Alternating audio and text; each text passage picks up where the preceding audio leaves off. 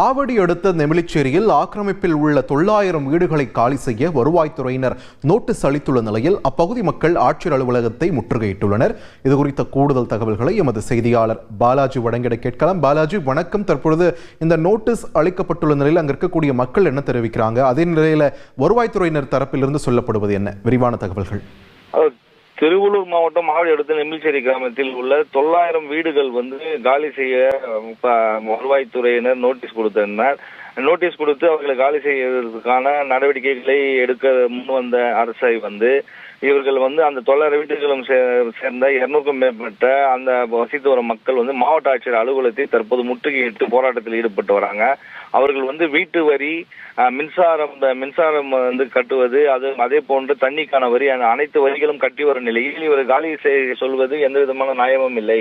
இவர்கள் இந்த மாதிரி நடவடிக்கை எடுப்பது முற்றிலும் நாங்கள்